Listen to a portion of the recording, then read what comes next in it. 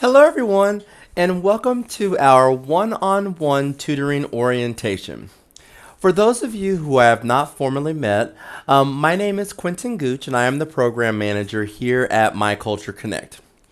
This orientation will cover the basics for those of you who are interested in tutoring a student one-on-one as a part of your practicum requirements. As many of you know, part of your practicum can be observations, which many of you have been doing, and the other part of your practicum must actually be student teaching. And this is where many of you will find yourselves wanting to get hours and on a one-on-one tutoring basis. And so this orientation will cover what you need to know to get started with tutoring our students one-on-one. So to begin, let's just start with the basics. Okay, so who will you be tutoring? Our students are a wide range, from elementary, junior high, high school, to even some adult students. The students who are usually at the grade school level are being set up with a tutor by their parents, and some of our older students, such as college age or adult students, some of them are wanting more practice with conversation. Some of our adult students are actually English teachers in Taiwan who just want more practice.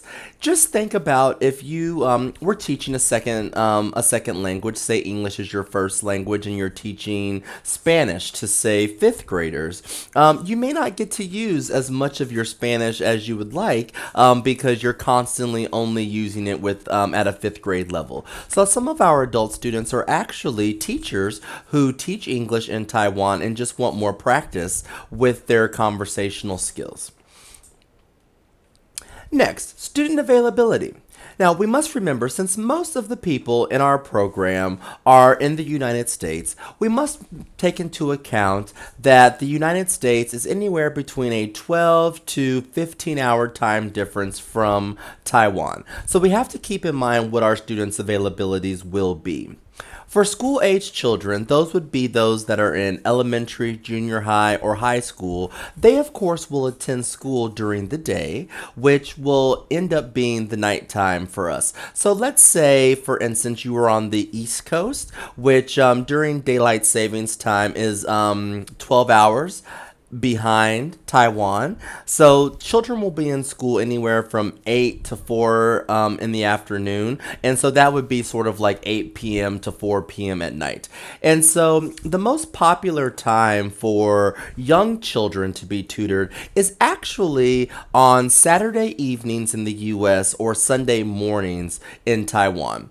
And so that's one of our most popular times of availability of students. Now, that is not to say that we do not have other times that are available. Like I said, we have a wide range of students from children to adults, and so especially our college students tend to have a little bit more availability. And so if you don't have as much of an age preference, then it'll be a little bit easier for us to match you with a student and get you started a little bit quicker on your one-on-one tutoring. Next, let's talk about our students' main goals. So our students are looking for a variety of goals. Some of our younger learners, such as elementary or junior high, may have some specific English points that they need help with. Maybe they are struggling with a certain tense, or they want to learn more vocabulary. Our adult students typically are looking for more conversation, and they're looking to practice their English. So maybe they have a lot of vocabulary, maybe they know a lot of grammatical rules, but they don't get an opportunity to practice. Remember, most of the people that we work with through My Culture Connect live in rural areas of Taiwan. So they have very little exposure to native level English speakers, if exposure to English speakers at all, besides who they have at school as their teacher. And so many of our students' main goals are going to be conversation and wanting to get better at conversation. But as a tutor, just because your student wants to get better at conversation, that doesn't mean that we can't mix in a lesson or a topic that we want to focus on while we're tutoring. So that is something that we'll talk about as we go through this orientation. So next, the process. How do you get started? Well, you've already taken step one of the process. So if you are receiving this orientation or watching this orientation, you've already reached out to myself or Luke, who is the founder of My Culture Connect, and have asked for a tutoring opportunity. And so the first step is to watch this orientation and learn as much as you can from it.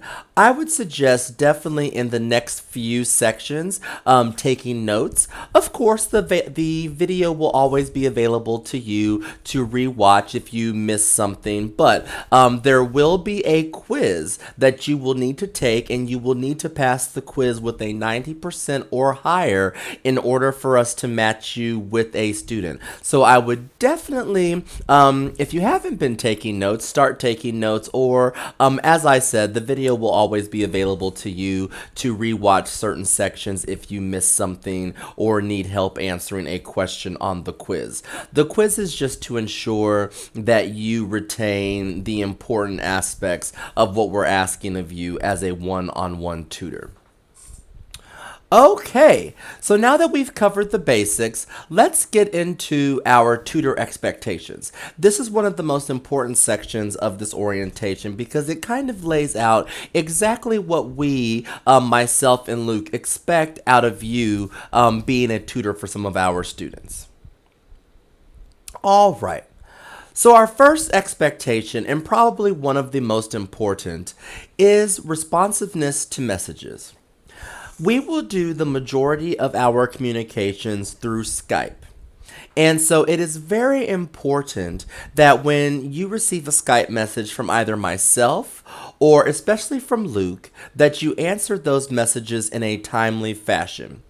We actually suggest that if you don't already, please download the Skype app onto your phone and enable notifications.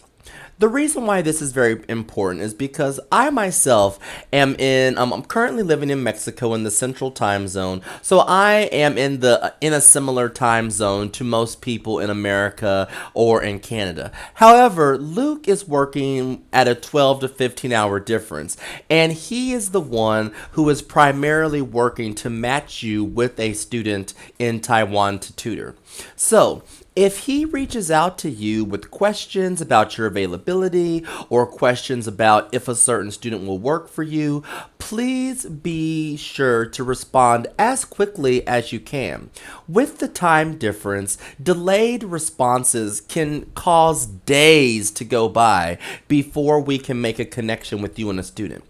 That doesn't look good for you, and it doesn't look good for us. If we're communicating with parents and we're telling them, hey, we've got your student a tutor, we'll hook you up and we will make a connection with you, but then we don't hear from you for a few days, this is not a good look for us, and also it doesn't help you achieve your goals of trying to finish your practicum in a timely manner.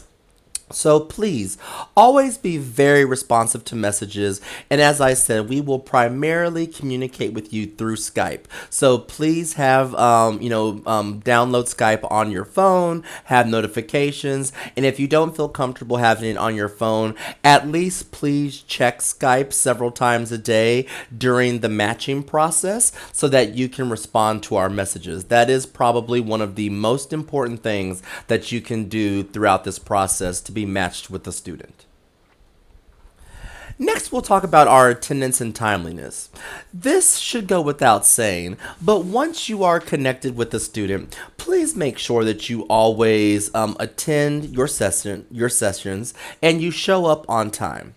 Even though this is a volunteer position and the students are being tutored for free through our organization, through My Culture Connect, that doesn't mean that we should have any less professionalism as if this was a real paying job. And so your timeliness and your attendance is very important and reflects on you.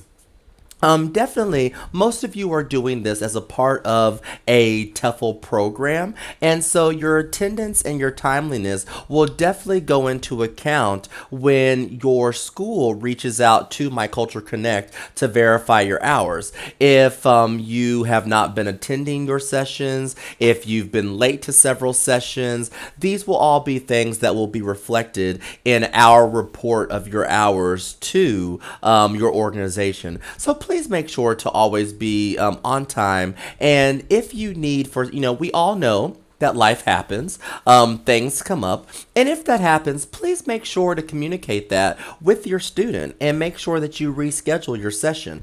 Again, this is all just about professionalism, and we want to make sure that we maintain that professionalism, even though this is volunteer and a practicum for your TEFL certificate. Next, we'll talk about your room, background, and lighting. This also goes along with the professionalism topic. We, of course, since all tutoring sessions are recorded, which I will get to in a moment, we've seen all kinds of backgrounds, lightings, and rooms.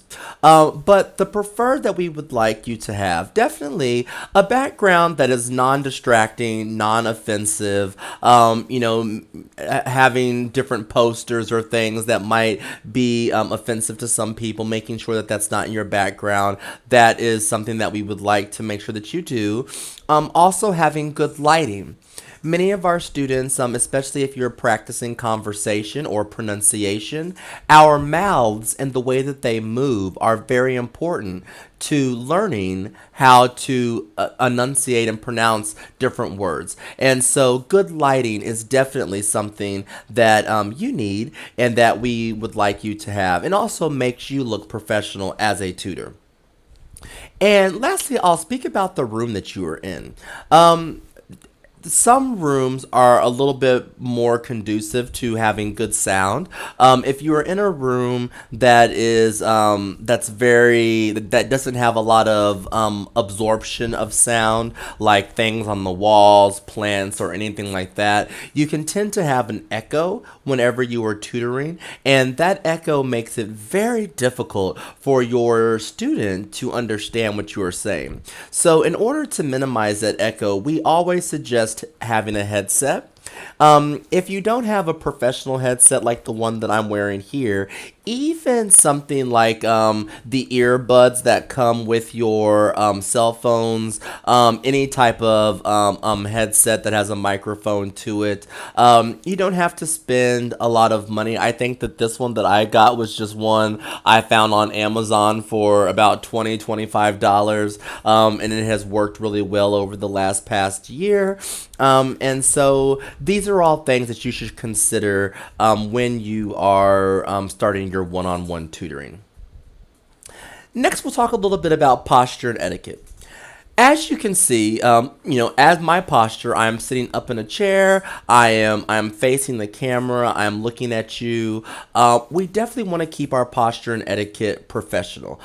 We've seen videos of people slouching, of people doing this, of people having their legs up in the video. All of these things are very unprofessional, and we don't want that while you're doing your one-on-one tutoring sessions.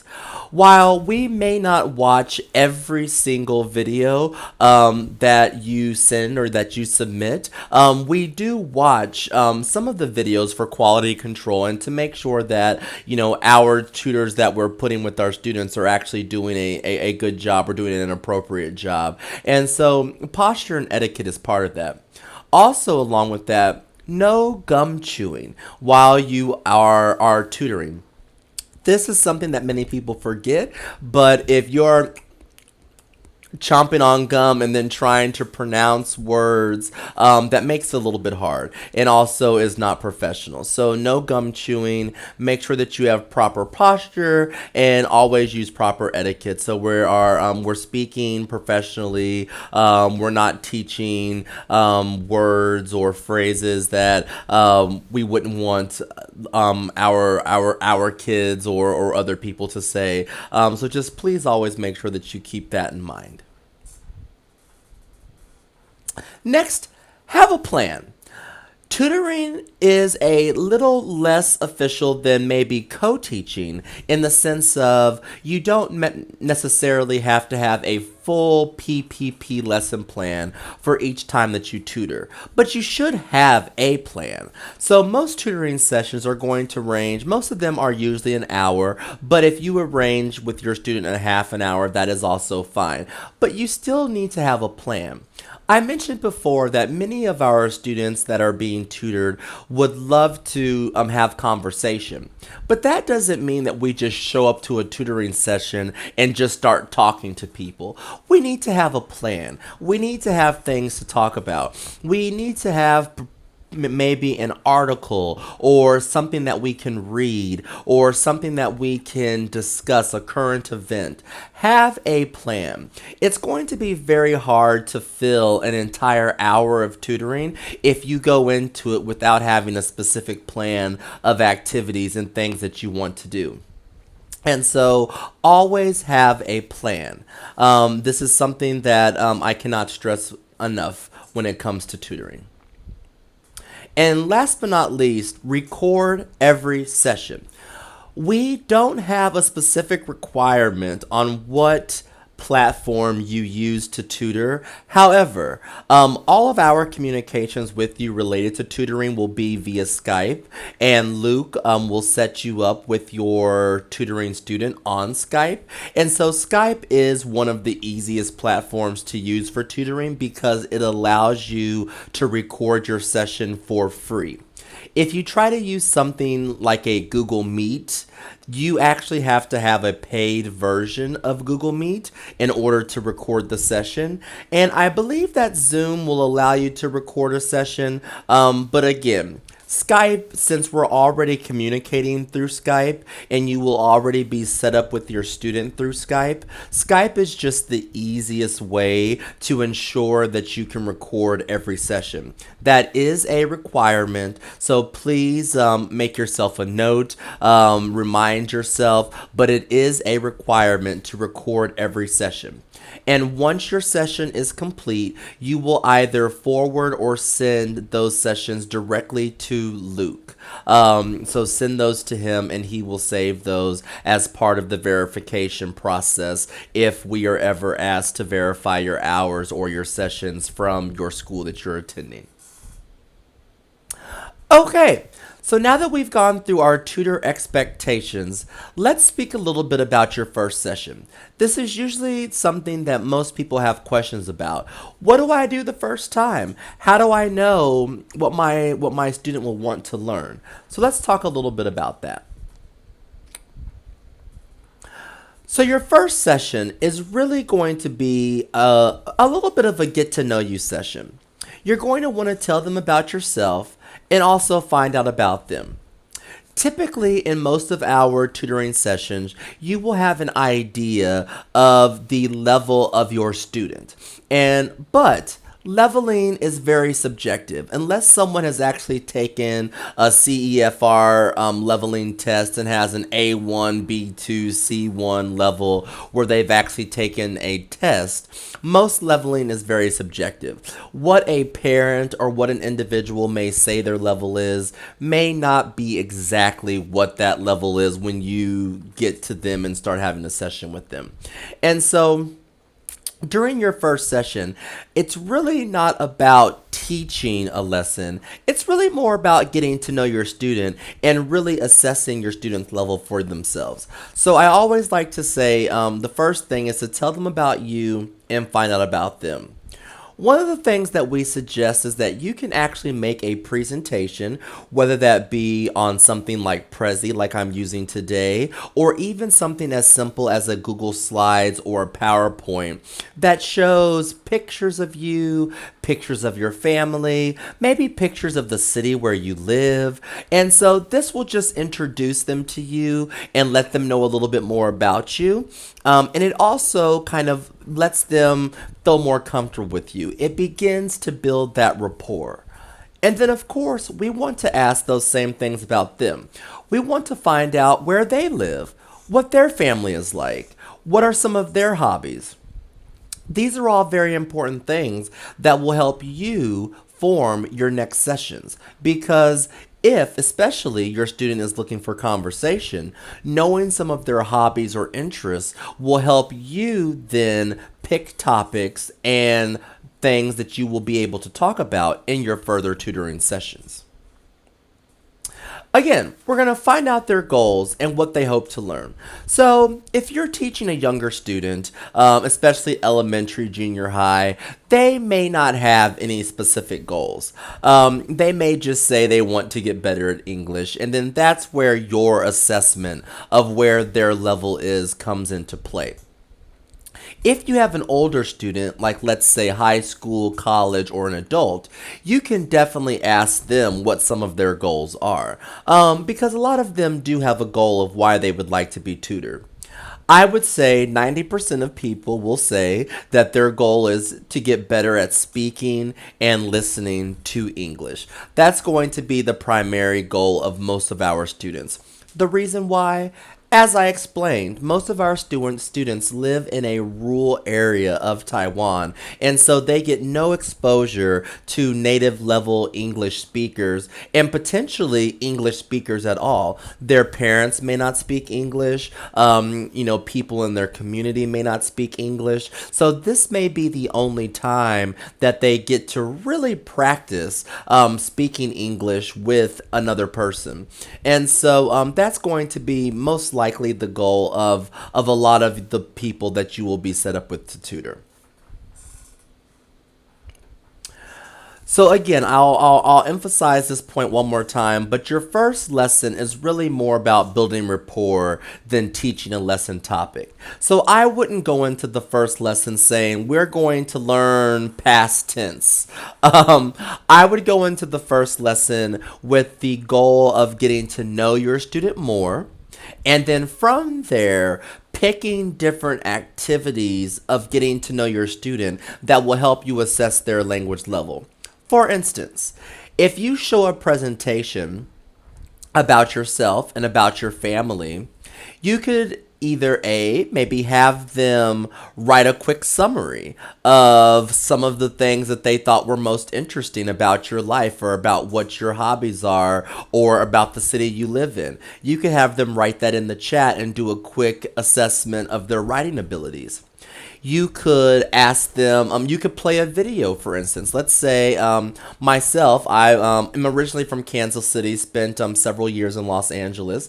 I may show a short video of Kansas City or Los Angeles and have them watch the video and then ask some questions related to listening comprehension to see how they do with actually listening to an English speaker and then how much they comprehend. And that'll give you an idea of what their level is. And so there are different ways that even though we're building rapport and we're getting to know each other, there are still different ways that you can form activities that will help you get an idea of the different types of language usage and what their level is for those different types. Because I will tell you that the majority of our students are going to be stronger in reading and writing and grammar and less strong in speaking and listening. Again, because in school, they get a lot of practice with working with grammar, with writing, with reading, but not as much practice with actually speaking with a native level English speaker. And again, I've already basically mentioned this, but just assess their language level. So some of these things that I was talking about, maybe having a listening activity, a writing activity, just basic conversation. These are all ways that you can begin to assess their language abilities. And then from there, if you notice that they're making some of the same mistakes more than once, or they're making, you've noticed that there's a certain thing that they're saying that they've said more than once that's wrong, then this can help you tailor their future sessions. This can help you get ideas of what you can teach them about.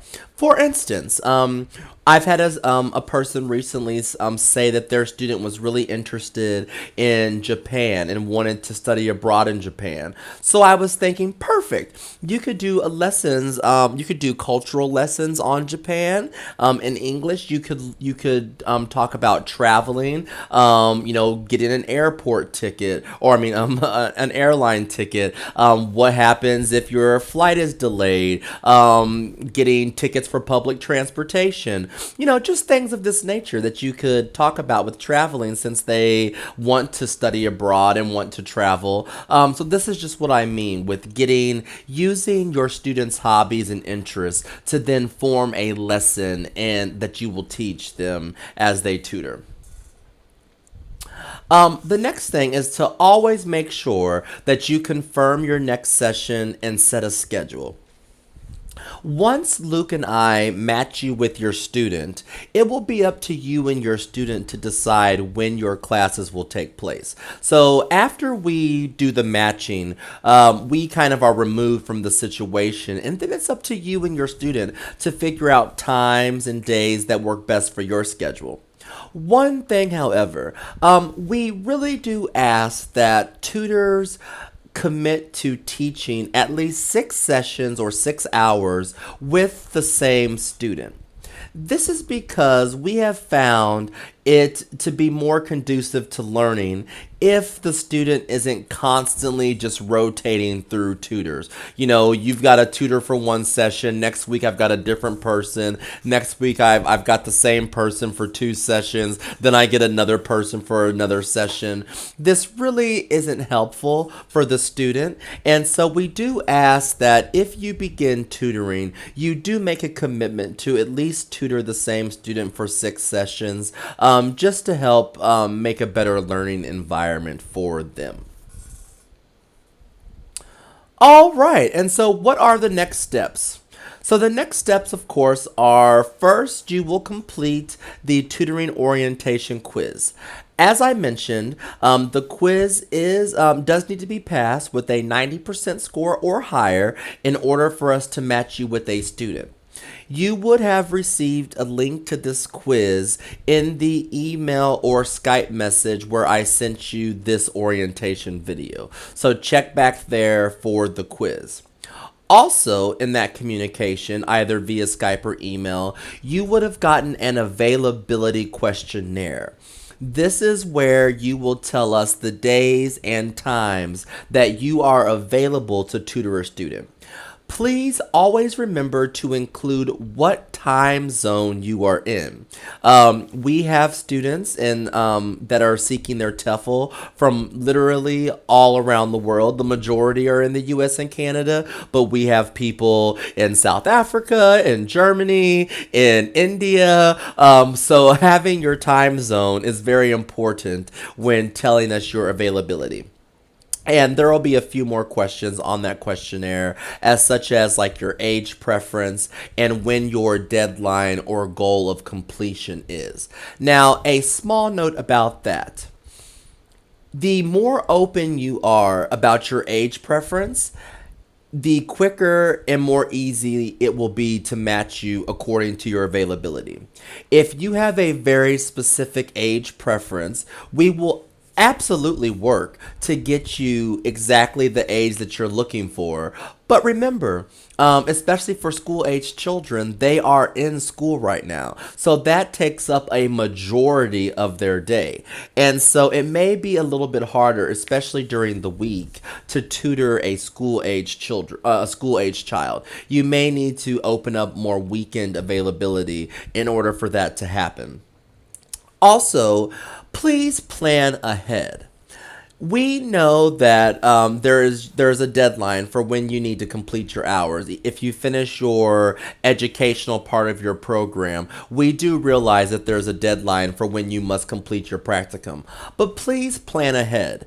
Letting us know that your deadline is in 2 weeks makes it very difficult for us to get you a student and to get you a student that you can then tutor for 6 sessions. It makes it very difficult. So giving us some time and giving us some leeway to when your deadline is, doing some planning ahead on your part will definitely help us match you appropriately with the student and create a better experience for not only you, but for the student that you're tutoring.